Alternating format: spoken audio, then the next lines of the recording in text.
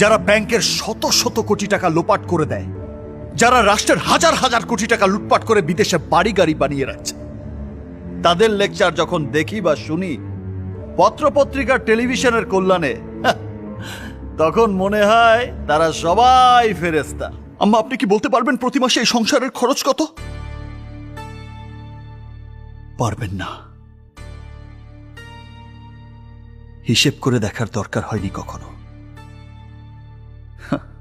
জলের মতো টাকা আসছে, জলের মতো খরচ করছে।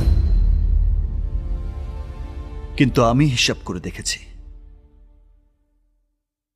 এই যে প্রাসাদের মতো বাড়ি, চাকর, দারোয়ান, ড্রাইভারদের বেতন, সংসার খরচ, আপনার এবং জজ সাহেবের ক্লাব খরচ, সেই সাথে সামাজিকতা, দান ধ্যান, সব মিলিয়ে এই সংসারের প্রতি মাসের খরচ 10 থেকে 12 লক্ষ টাকা।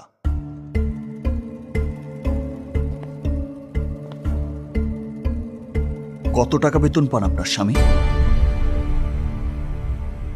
বলুন, কত টাকা বেতন পান আপনার স্বামী?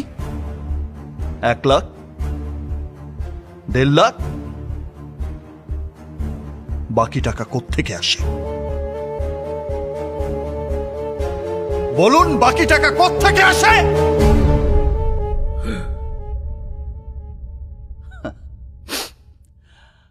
বাড়ি গাড়ি আর সম্পত্তির হিসাব না হয় নাইবা করলাম। বন্ধ করো এসব লেকচার। এর থেকে ভালো লেকচার আমি জানি। আমার লেকচার শুনলে তুমি আকাশ থেকে টপ করে মাটিতে পড়ে যাবে। রাত জেগে তোমার এসব নাটক শোনার সময় আমার নেই। দাঁড়ান মিস্টার জাজ, দাঁড়ান।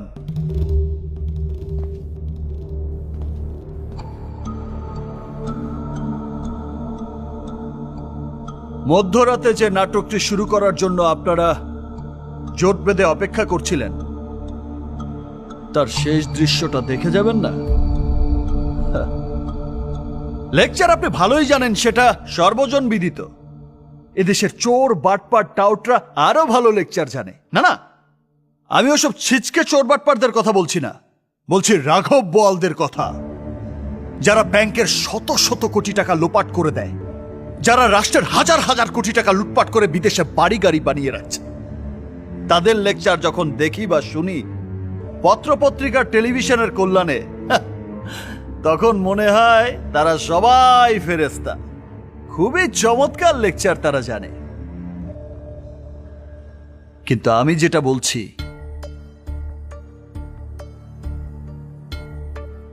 সেটা লেকচার নয়, এটা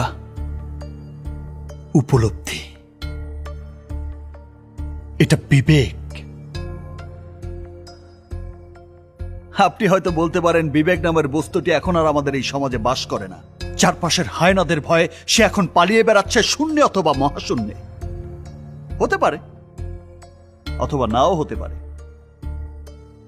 তবে আপনার সদয় অবগতির জন্য জানাচ্ছি যে বিবেক নামের একটি বৃক্ষ সম্প্রতি গজিয়েছে আপনারই গৃহে।